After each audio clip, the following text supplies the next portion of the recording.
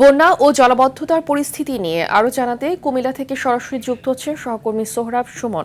সুমন, বন্যায় মানুষের ভোগান্তি কেমন দেখছেন এবং স্থানীয় প্রশাসনের কোনো কার্যক্রম দেখছেন কিনা বিস্তারিত জানাবেন।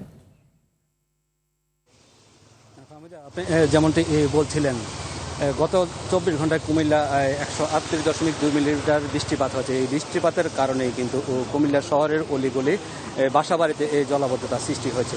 এই নিয়ে কিন্তু সকাল থেকে কিন্তু কুমিল্লা সিটি কর্পোরেশনের যে জেলা প্রশাসক রয়েছে ইউসুফ মোল্লা টিপু, উনি আমরা সকাল থেকেই দেখেছি যে বিভিন্ন জায়গায় যেখানে জলাবদ্ধতা দেখছে তো সেইখানে কিন্তু উনি এই নিয়ে কাজ করছে।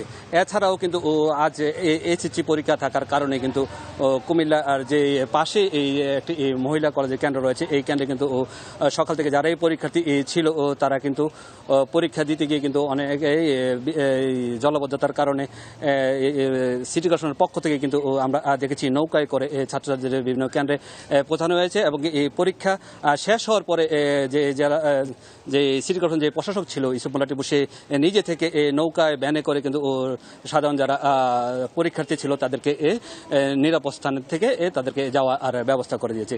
এছাড়াও আপনাকে যদি জানিয়ে রাখি, এই যে এই কুমিল্লার এই জলাবদ্ধতা নিয়ে কিন্তু জেলা প্রশাসন এবং সিটি কর্পোরেশনের প্রশাসক মিলে কিন্তু তারা বিভিন্নভাবে এই কিন্তু কাজ করে যাচ্ছে।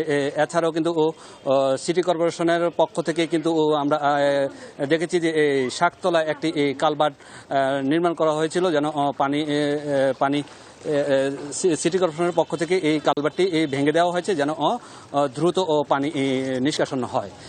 এই ছাড়াও কিন্তু কুমিল্লার জলাবদ্ধতা যেন না থাকে, সিটি কর্পোরেশন এবং জেলা প্রশাসনের পক্ষ থেকে সব ধরনের কার্যক্রম চলছে। আমি এখন রয়েছি এই কুমিল্লার সদর হসপিটালের যে সদর হাসপাতালে।